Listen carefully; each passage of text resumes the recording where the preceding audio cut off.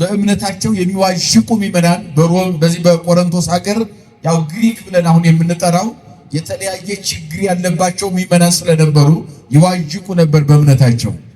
አንድ ጊዜ ማመን፣ አንድ ጊዜ አለማመን፣ አንድ ጊዜ መጸጸት፣ አንድ ጊዜ ደግሞ አለመጸጸት፣ አንድ ጊዜ ቤተ ጣዖት፣ አንድ ጊዜ ፍልስፍና፣ የተለያየ ችግር ውስጣቸው ገብቶ በአንጻሩ እንደገና ይህ ቢጽ ሐሳውያን የሚባሉ ውሸታም መምህራኖች በመካከላቸው ገብተው ይከፋፍሏቸው ስለነበረ አንድነት አጥተው መከራ ውስጥ የነበሩ የቆሮንቶስ ምዕመናንን ለነኚህ ምዕመናን አብነት አድርጎ የሰበከው ደግሞ በመቄዶንያ ያሉ ምዕመናንን ነው። በአንዱ ሀገር ያሉ ምዕመናን ለአንዱ ሀገር አብነት ሆነው ይሰበካሉ። ለዚህ ነው በቤተ ክርስቲያን አስተምሮ ሲሰበክ የቅዱሳንን ታሪክ የምንሰብከው፣ ገድላቸው የሚነበበው የሚተረጎመው፣ ታምራቸው የሚሰበከውና የሚነገረው ዋናው ዓላማው አባቶቻችን እናቶቻችን እንዴት ብለው ክርስትናን በተግባር እንደኖሩት መጽሐፍ ቅዱስን በአንደበት ብቻ ሳይሆን በተግባር ተርጉመው እንዲያሳዩን እነሱን እንከተል ዘንድ አብነት እንዲሆኑን የነበሩት የቀደሙት ቅዱሳን አባቶቻችን ታሪክ ለኛ ይተረካል ማለት ነው። ለምን እነሱን ተከትለን በቅድስና ሕይወት እንድንጓዝ ለኛ መንገድ መሪ የነሱ ሕይወት ስለሆነ ማለት ነው። ስለዚህ የመቄዶንያ ምዕመናንን ለቆሮንቶስ ምዕመናን አብነት አድርጎ ሐዋርያው ሰበከ። እንግዲህ ያው የመጀመሪያው ስብከቱ የነበረው ወደ ሮም ሀገር ነው ጉዞ ያደረገው። በሮም ሁለት አይነት ሰዎች ይኖሩ ነበረ። ሕዝብና አሕዛብ በአንድ ሀገር ይኖሩ ነበር። ምንና ምን? ሕዝብና አሕዛብ። ሕዝብ ማለት እስራኤላዊ ወይም የእግዚአብሔር ሕዝብ የምንላቸው የእግዚአብሔር ሰዎች የሚባሉ እግዚአብሔር ዓለማትን ፈጥሮ ሳይፈጥርም ነበረ ፈጥሮም አለ ብለው የነቢያት አምላክ ብለው የአብርሃም የይስሐቅ አምላክ ብለው የሚያምኑ ሕዝብ ይባላሉ። አሕዛብ የሚባሉት ደግሞ አረማውያን የምንላቸው እንጨት ጠርበው ድንጋይ አለዝበው አምላክ ነው ብለው የተለያየ የነገስታትን ምስል አቁመው ለሐውልት ጭምር የሚሰግዱ ከእግዚአብሔርን አጥተው ወይም ከእግዚአብሔር ዕውቀት ማነስ በተለያየ ፍጡር እያመለኩ የሚኖሩ ሰዎች ማለት ነው።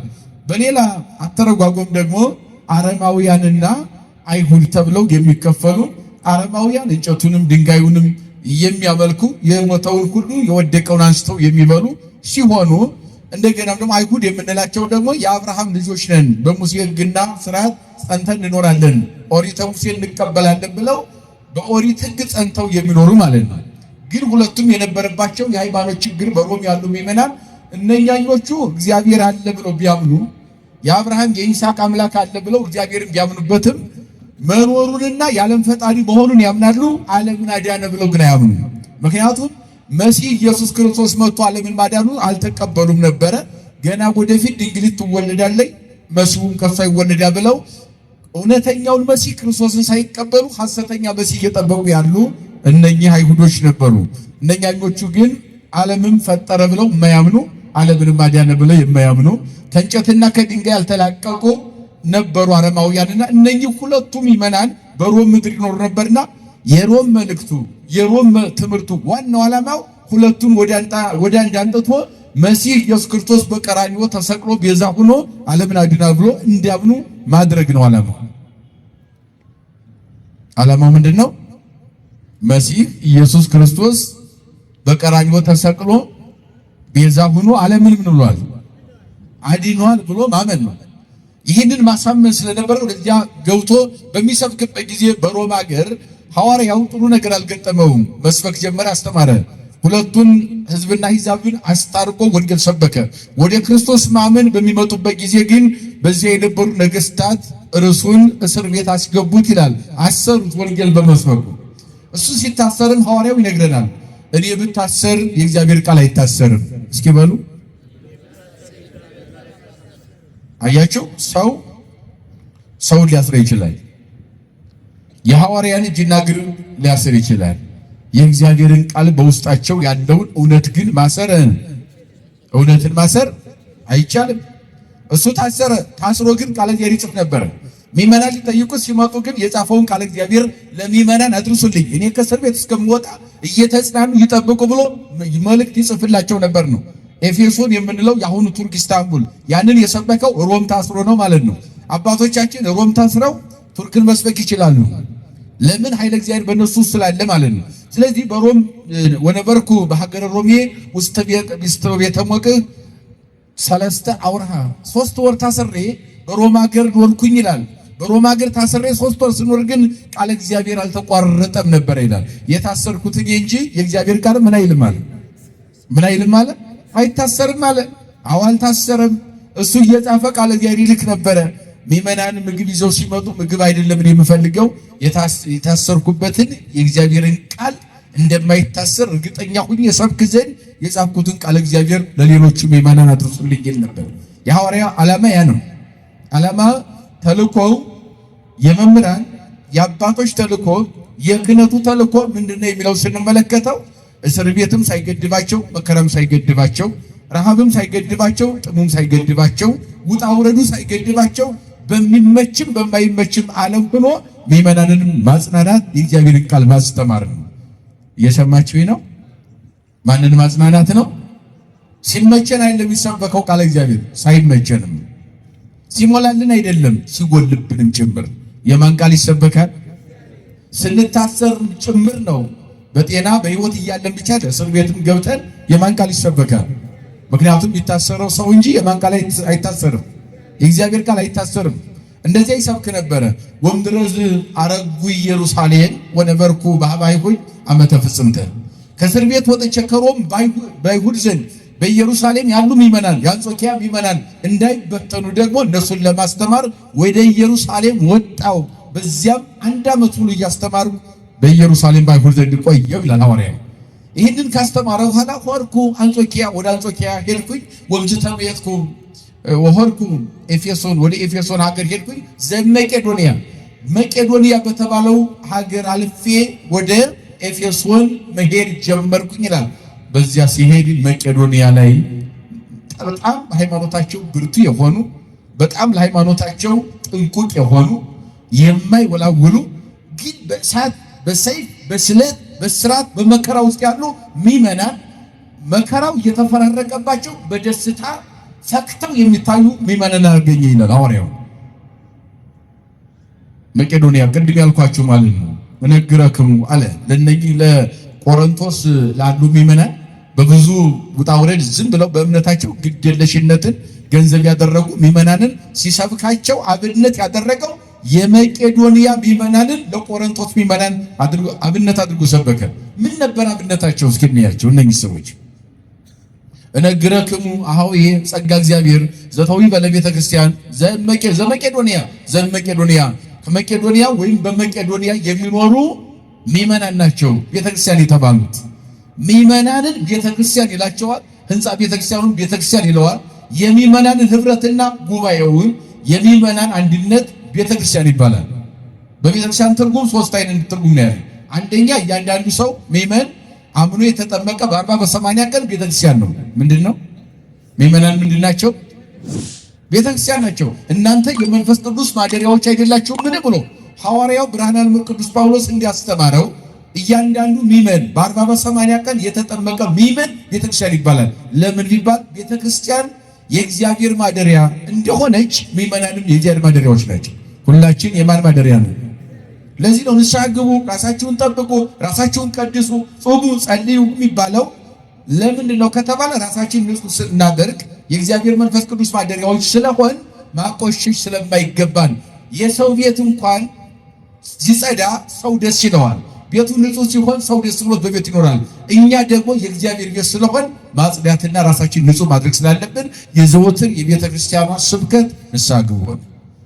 ዘወትር ደግሞ የትምህርት የሚሰበከው ንስሐ ግቡ የሚለው ስብከት ያስፈለገበት ዋናው ዓላማው ደካማዎች ስለሆን ስለምንሳሳት ራሳችንን ንጹህ አድርገን መኖር ስለማንችል ራሳችን ማንጻት ስላለብን ንስሐ ግቡ የዘወትር ስብከት ነው።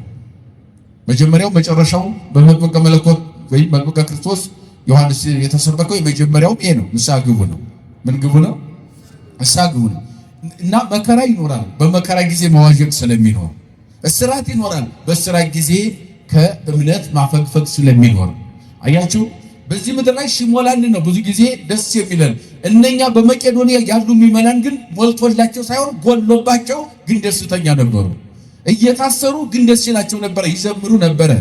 በሰይፍና በስለት እያስፈራሯቸው ሰይፍና ስለት በአንገታቸው በእጃቸው እያሳረፉባቸው ነገር ግን ፈክተው ደስ ብሏቸው ሐዋርያው ተመለከታቸው ይላል። ሲያያቸው ምን አለ? በመቄዶንያ ያሉትን ምዕመናን አየና የነሱ ደስታ ተመልክቶ ምን አለ?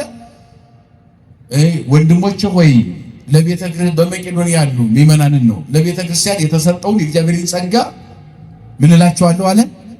እነግራቸዋለሁ አለ። እነኛ ምዕመናን ቤተ ክርስቲያን ናቸው። ምንድን ነበር የተሰጣቸው ጸጋ? እያጡ መደሰት። አያችሁ፣ በሰይፍ በስለት በእስራት በመከራ ውስጥ እያሉ ፍጹም ደስታ መሆን። መዘመር ማለት ታስሮ መዘመር። እስኪ በሉ ታስሮ ምን ማለት? መዘመር። አያችሁ፣ ሰይፍና ስለት እያለ ደስተኛ መሆን፣ ፍጹም ደስተኛ መሆን። ዛሬ እኛ ደስ የሚለው ምን ሲሆን? ያጣነውን ስናገኝ ነው አይደል? የሚበላው ያጣ የሚበላ ሲያገኝ ደስ ይለዋል። የሚለብስ የሌለው የሚለብሰው ሲያገኝ ደስ ይለዋል። ቤት የሌለው የቁሳቁስ በምድር ላይ ያለው ቁሳቁስ ሁሉም ነገር እንፈልጋለን። በእርግጥ እግዚአብሔር የነሳን ነገር የለም። እውነቱን ለመናገር ከሰማይ በታች ከምድር በላይ ያለው ስነ ፍጥረት ሁሉ ለማን ተፈጠረ ከተባለ መልሱ አንድ ነው፣ ለሰው ነው። እየሰማችሁ ነው? መልሱ ለማን ነው? ሌላ እኮ ነገር የለው። እጽዋት ለምን ተፈጠረ? ለኛ ነው። ሰማይ ለምን ተፈጠረ? ጠፈሩ ለኛ ነው። ዝናብ ያዘንባል፣ ስራው ነው። ዝናብ ለማን ያዘንባል? ለኛ። አዝንቦ እኛን ይመግባል፣ ግዴታው ነው። ለኛ ተፈጠረ። ምድር ለማን ተፈጠረ? ለኛ መኖሪያ ነው። እናርሰዋለን፣ ቆፍረዋለን፣ እህል እንዘራበታለን፣ ያበቅላል፣ ያብባል፣ አፍርቶ እኛን ይመግባል ማለት ነው። ስለዚህ ሁሉም ነገር ለኛ ተፈጥሯል። ሌላው ደግሞ የምንበላው የምንጠጣው ባይሆንም እንኳን የተፈጠረው ነገር ለአንክሮ ለተዘክሮ እግዚአብሔር ይህንን ፈጠረ፣ ይህን ያደረገ አንዱን በአንዱ መግቦ ይኖራል ብለን ለትምህርት ይሆን ዘንድ እግዚአብሔር እናደንቅበት ዘንድ ተፈጥሯል ማለት ነው።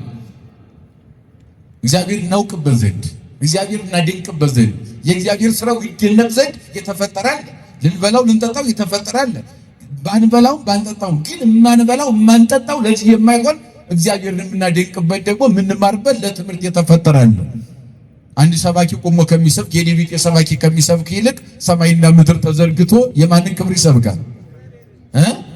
ሐዋርያው ሮም ገብቶ ሲያስተምር በአንድ ወቅት ምን አሉት? ምዕመናኑ ተሰብስበው እግዚአብሔር አለ እያልክ ታስተምረናለህ፣ መኖሩን በምን እንወቅ አሉት። መኖሩን እንዴት እንወቅ ብለው ቅዱስ ጳውሎስን ጠይቀውታል። እሱ ምን አላቸው መሰላችሁ? እግዚአብሔር መኖሩን ነው የምታውቁበትን መንገድ ነው የጠፋችሁ አላቸው። አዎ በምን እንወቅ? አንተም ሌሎቹም እግዚአብሔር አለ እያላችሁ ተሰብካለ፣ መኖሩን በምን እንወቅ ብለው ጠየቁት። እንግዲያውስ እንደኔ አይነት ሰባኪ እግዚአብሔር ያስፈልገው መኖሩን ሰማይና ምድር ያለ ምሰሶ ተዘርግቶ ማንን ይሰብካል? ስለዚህ ሰማይ ተዘርግቷል አለ። ይሄ የተዘረጋው ጠፈር ነው የሚባለው። ስዕለማይ የውሃ ክምችት ማለት ነው። እንደው ጠፈረታታ ያለ የግዕዝ ቋንቋ ሲሆን የውሃ ክምችት ነው። ይሄ ውሃ ስዕለማይ ወይም የውሃ ስዕል ማለት ነው። ውሃ ተሰበሰበ ያለ አንድ ጠፈር ያለ ድጋፍ ማለት ነው። ምንም ድጋፍ ሳይኖረው የተሸከመው ሳይኖር ባህር በላይ ተንጣሎ መቆም ከቻለ ከዚህ በላይ እግዚአብሔር መኖርን በምን ታውቃለህ? የሮምን አያችሁ። ከዚያ በላይ ያለ ሐሞስ የሚባል የብርሃን ማደሪያ ያደረገው ባህር አለ። ሌላ 7 ሰማያት አሉ በየደረጃ የሚተነተኑ ከኤረር ጀምሮ እስከ ጽራሪያም ያለ ከጽራሪያም እስከ ኢዮር ድረስ ወይም ኤረር ድረስ ያሉ 7 ሰማያት አለ። 7 ሰማያት ብቻ አይደለም። በስነ ፍጥረት ትምህርት ኤጲፋኒዎስ ሊቁ እንደተናገረው 20 ዓለም አለ በዚህ ምድር ላይ። ስንት ዓለም አለ? 20 ዓለም አለ። የሚገርመው 20 ዓለምም ተዘርግቶ ነው የሚኖረው። ይሄ 20 ዓለም ስትመለከቱ እንዴት ቆመ ስትሉ ማንን ይሰብካል ማለት ነው? በእግዚአብሔር ቸርነት በእግዚአብሔር ገናናነት ሁሉም ቆሞ ይኖራል። ግን አንድ ምሰሶ የለውም፣ አንድ ጠጠር ድጋፍ የለውም። ዓለም ሲያቆም እግዚአብሔር 20 ዓለማትን ያለ አንድ ምሰሶ ያቆመ ማን ነው ቢባል እግዚአብሔር ነው። ከዚህ የበለጠ ፍጥረት የሚሰብከው እግዚአብሔርን የኔ ቢጤ ሰባኪ እንዴት እንዲሰብክልህ ትጠብቃለህ? እግዚአብሔር ለመኖሩ ዓለማት ተዘርግተው ማንን ይሰብካሉ? እግዚአብሔር ይሰብካሉ። አላስቡ እንደው በዓለም ያሉ ኢንጂነሮች፣ ምሁራን፣ ሳይንቲስቱ ምኑን አሁን ብትሰበስቡትና ዓለም አጠቃላይ ያለ የሰው ዘር የተማረው ምሁር ሁሉ ተሰብስቦ እንደው ይህንን ቤተክርስቲያን ያለ ምሰሶ ያለ ግድግዳ አቆሙት ቢባል ማቆም አይቻልም። አይደለም? አንድን ቤት ማለት ነው። የዓለም ምሁራን በአጠቃላይ ተሰብስበው አንድን ቤት ያለ አንድ ምሰሶና ያለ ግድግዳ በአየር ላይ አቆም ቢባል ማቆም አይችልም። 20 ዓለማትን ግን የድንግል ማርያም ልጅ መድኃኔዓለም ዘርግቶታል ያለ አንድ ምሰሶ። በደንብ አመስግኑ፣ አመሰግናችሁ። ዘርግቶታል። አያችሁ፣ ይሄ እግዚአብሔር ይሰብካል። ከዚህ በላይ ምን ሰባኪ አለ? ምን ሰባኪ ያለ ምድር አሁን ምን ላይ መሰላችሁ ያለ ይሄ ምድር ግዘፍ ዓለም አጠቃላይ የዓለም ግዝፈት ይሄ ትልቁ ፍጥረትን በሙሉ የተሸከመው ይሄ ምድር ላይ የቆመው በተንጣለለ ባህር ላይ ነው። አያችሁት? እዚህ በታች ምሰሶ የለውም። እዚህ በታች ተራራ የለውም። ተራራ ያለው ከምድር በላይ ነው። ከምድር በታች ግን ምድርን የሚሸከም ተራራ የለም። ዛጽና ለምድር ዲበ ማይ ነው። ዳዊት እንደተናገረው በተንጣለለ ባህር ላይ ምድርን ዘረጋው እስከ ተራራው። ከዘረጋው በኋላ በዚህ በምድር ላይ ደግሞ አራዊቱን፣ እንስሳቱን፣ ሰውን፣ ፍጥረትን ሁሉ እግዚአብሔር አስቀመጠው። ምንድነው ይህንን ግዙፉን ዓለም የተሸከመው ከተባለ መልሱ ውሃ ነው። ምንድነው የተሸከመው? ውሃ ነው። እንግዲህ በእኛ አይምሮ ስናስበው እኮ ውሃ እንኳን ይህንን ግዙፉን ዓለም አይደለም ቀርቶ ጠጠር መሸከም አይችልም አይደለም። የውሃ ክምችት እኮ ጠጠር አይሸከምም። ይሸከማል? ጠጠር መሸከም አይችልም የውሃ ክምችት። ግን እግዚአብሔር ግን በተንጣለለ ባህር ላይ ዓለምን ዘረጋውና ባህሩን ተሸከም አለው። ባህሩን ደግሞ ነፋስ እንዲሸከም አደረገ። ነፋሱን እሳት እንዲሸከም አደረገ። እሳቱን ደግሞ ጨለማ እንዲሸከም አደረገ። 5 ዓለማትን አንዱ በአንዱ ላይ መሸከም አይችልም በሰው አይምሮ፣ በእግዚአብሔር ግን ይቻላል። ዓለምን ያለ አንድ ምሰሶ፣ ያለ አንድ መወጠሪያ፣ ያለ አንድ ካስማ ዘሰቀሎ ለሰማይ ከመቀመር ነው ሊቁ ያለው። ቅዱስ ያሬድም ብሎታል። ግን ኤጲፋኒዎስ ዘሰቀሎ ለሰማይ ከመቀመር ሰማይን እንደዋልታ ዘረጋ እግዚአብሔር ወለ ምድርን ዘንበለ መታከል ምድርንም ደግሞ በተንጣለለ ባህር ላይ እግዚአብሔር ሲዘረጋ አንድ ጠጠር ድጋፍ የለውም ማለት በባህር ላይ ነው ምድርን የዘረጋ እግዚአብሔር። ይሄ ይሰብካል አለው። ከስነ ፍጥረት ከኛ በላይ ከሰባኪ በላይ ከሐዋርያ በላይ ከነቢይ በላይ እግዚአብሔርን ፍጥረቱ ይሰብከዋል። ገናናነቱን፣ ኃያልነቱን፣ ታላቅነቱን ስነ ፍጥረት ይሰብከዋል እግዚአብሔር ነው። ስለዚህ አሁን እየነገረ ያለው በቆሮንቶስ ያሉ ምዕመናን 3 መሰረታዊ ችግር ነበረባቸው። ቆሮንቶስ የግሪክ የምንለው አቴንስ ነው። 3 አንደኛ ፍልስፍና የሚባል ችግር ነበረባቸው። ፍልስፍናው እንደው ስለ ፀሐይ ስለ ጨረቃ ያወራሉ። ፀሐይና ጨረቃ የፈጠረ እግዚአብሔር ይዘነጉ ናቸው። ዝም ብለው 24 ሰዓት እነሱ በቃ ያ ብቻ ነው እንዳምልኮ አድርገውት ስለ ፀሐይ ማውራት ትልቅ ነገር አድርገው ያስቡታል። መድኃኔዓለም ፀሐይን የፈጠረ እሱ እንደሆነ ያን አልተረዱትም። ደግሞ በተሰቀለ ጊዜ ፈጣሪ እርቃኑን ሆኖ አላሳየም ስትል ወደ ጨለማ መቀየሯን በሱ የምትታዘዝ መሆኗን በሱ የተፈጠረች መሆኗን ያዘንግተው ነበረ። ስለ ከዋክብት ይመራመራሉ። ከዋክብት በተሰቀለ ጊዜ አንተ ፈጣሪያችን ተሰቅለ እኛ እንዴት በሰማይ በልልና ካንተ በላይ እንኖራለን ብለው እንደ ቅጠል መስቀል ስር ረግፈዋል። እነሱ ብቻ አይደለም ነገደ መላእክት ሁሉ ቅጠል ስር እንደ ቅጠል ረግፈው ቅዱስ ቅዱስ እያሉ መስቀል ስር ነበሩ።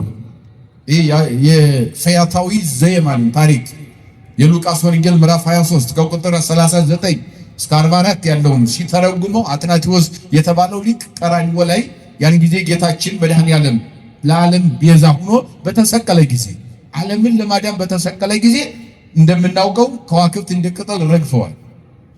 ፀሐይ ወደ ጨለማ ራሷን ቀይራለች። ጨረቃም ደም ለብሳለች፣ ደም ታነባ ነበር። ይህ ሁሉ በምድር ላይ መቃብር ተከፍተዋል፣ ሙታን ተነስተዋል፣ በድንጋዮች ይፈተቱ ይቆራረጡ ነበረ።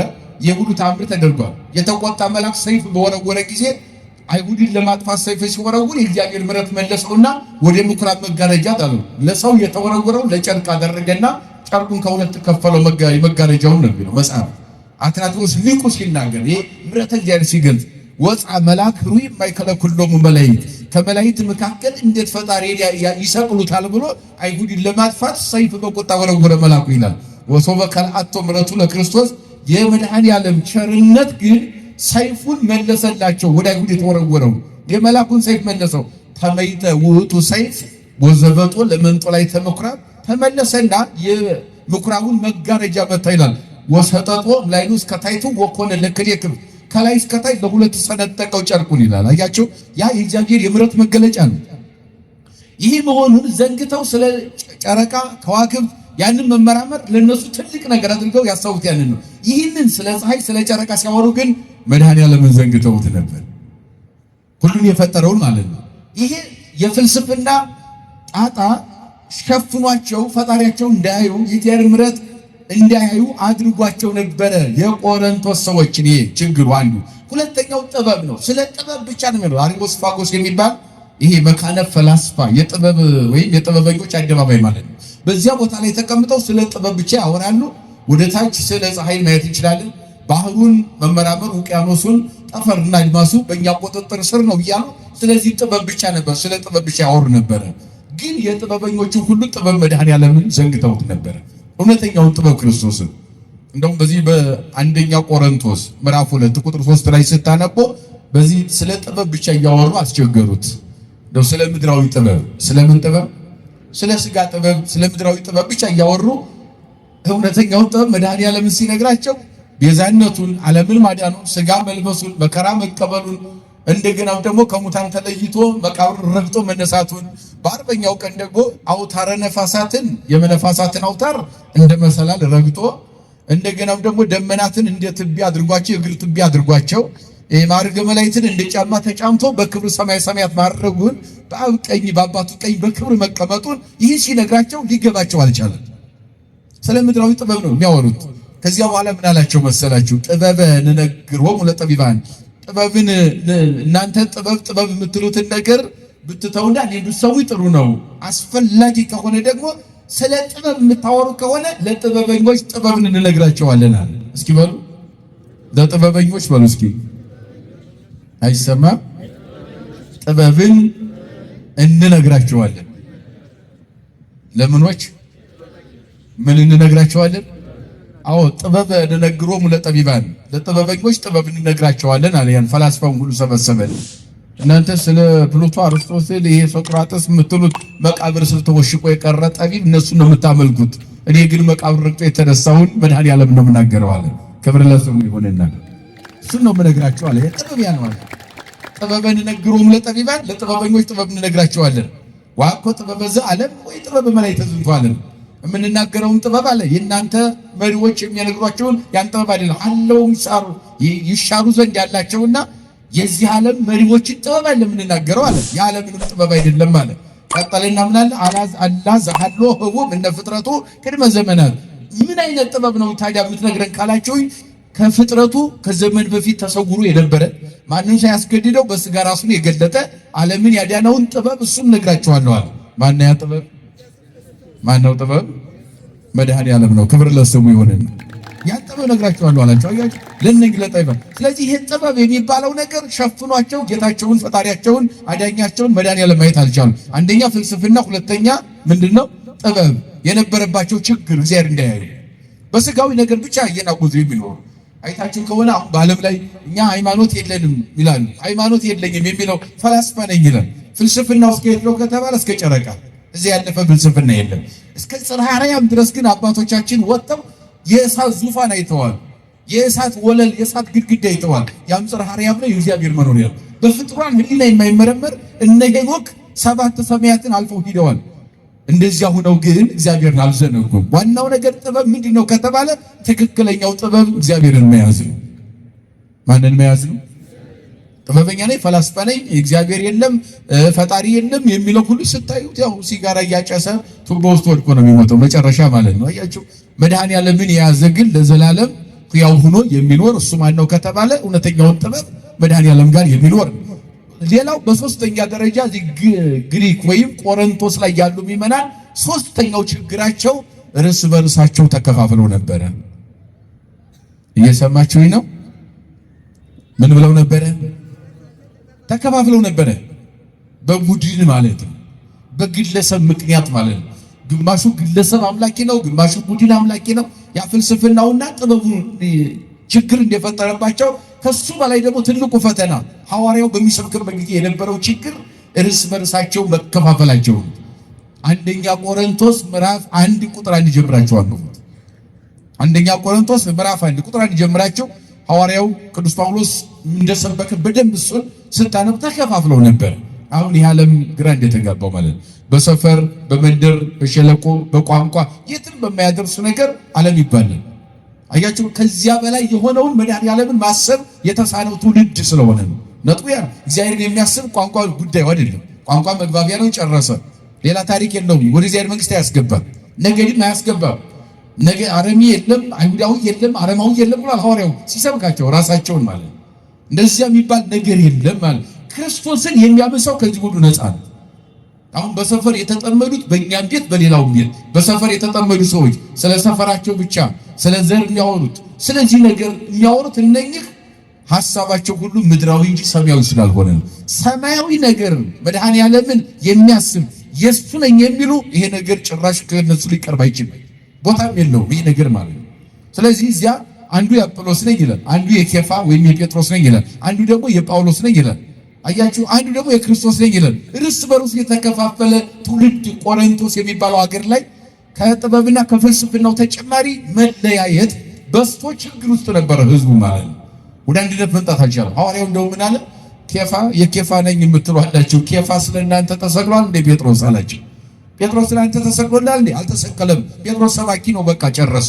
ጴጥሮስ የምድሪቱ የመጀመሪያ ፓትርያርክ ነው። አሁን መሪ ነው፣ የሐዋርያት መሪ ነው። እግዚአብሔር ሹሞታል።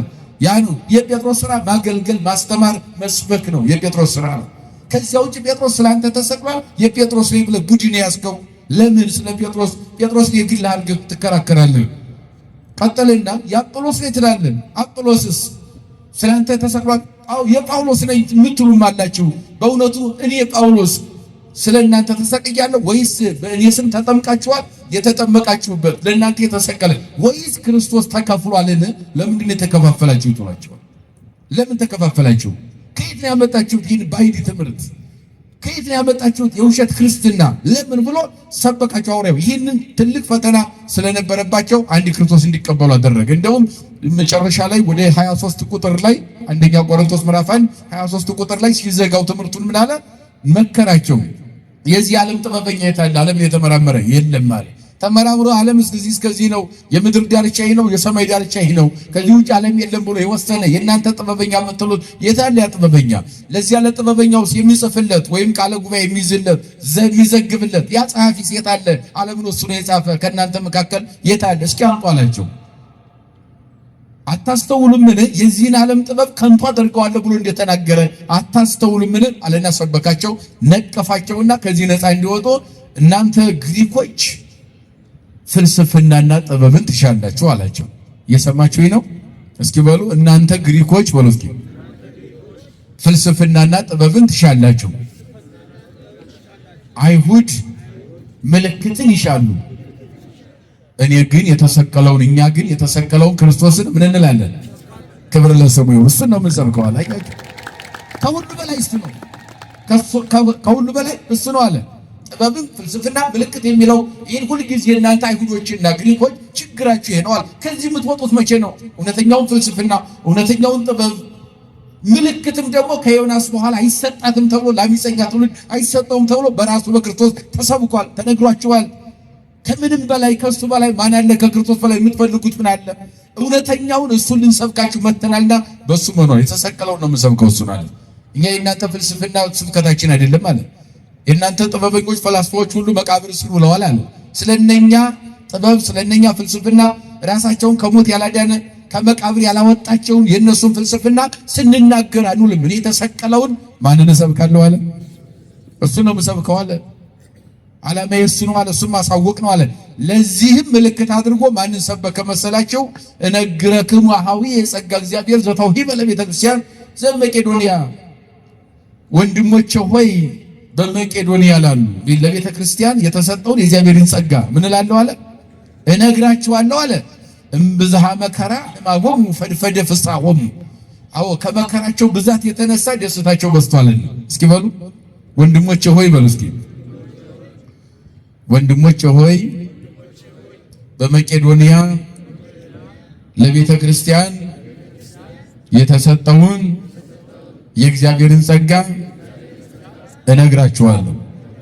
ከመከራቸው ብዛት የተነሳ በሉ እስኪ ደስታቸው በዝቶ አይቼዋለሁ። ከምናቸው የተነሳ አያችሁ፣ ስለሞላላቸው አይደለም ደስታቸው የበዛው፣ በመከራ ውስጥ ሆነው ግን በደስታ ተሞልተው አይቻለዋል። በሰይፍ በስለት እየተቀሉ መከራ እየደረሰባቸው እየተሳደዱ በየበኩራው እየታሰሩ ወደ ቤተ መቅደስ እንዳይሄዱ ተደርገው በእስር ቤት ተገድበው ግርፋቱን፣ እስራቱን፣ መከራውን ያ ሁሉ እየተፈራረቀባቸው ፍጹም ደስ ብሏቸው እየዘመሩ አይቻለውና እናንተ ደግሞ በዚህ በሰላም እየኖራችሁ ይሄ ጥበቡ ፍልስፍናው እስር ቤት ሆኖባችሁ ክርስቶስ እንዳታዩ ያደረጋችሁ ማን ነው? ለምን እነኛን አብነት አደረገ? አያችሁ፣ በአንዱ ሀገር ያለ ምእመን በአንዱ ሀገር ላለ ትምህርት ይሆናል ማለት ነው። በምግባራቸው በሃይማኖታቸው የጸኑ ምዕመናን ላልጸኑ ምዕመናን ይሰበካል ማለት ነው። ምሳሌ ሆኖ ይነገራል ማለት ነው። በመቄዶንያ ያሉት በቆሮንቶስ ካሉት የተሻለ ሆነው በእምነታቸው ጸንተው በርትተው መከራውን ሁሉ ታግሰው በመከራ ውስጥ ነው ፍጹም ደስታቸው በስቷልና ለነሱ የተሰጠውን ጸጋ ምን እላቸዋለሁ አለ እነግራቸው። ምክንያቱም የእነ እስጢፋኖስ ልጆች ናቸው። በድንጋይ እየተወገሩ የሚያደርጉትን አያውቁትምና ምን በላቸው ይቅር በላቸው። አያችሁ ደስታ ያኮነ እስር ቤት ታስረው እግራቸው ታስሮ የዘመሩ እነ ሲላስ እነ በርናባስ እነ ጳውሎስ እየታሰሩ ይዘምሩ ነበር ነው የሚለው። እነ ጴጥሮስ በእስር ቤት ሆነው ያን ያመሰግኑ ነበር ነው የሚለው።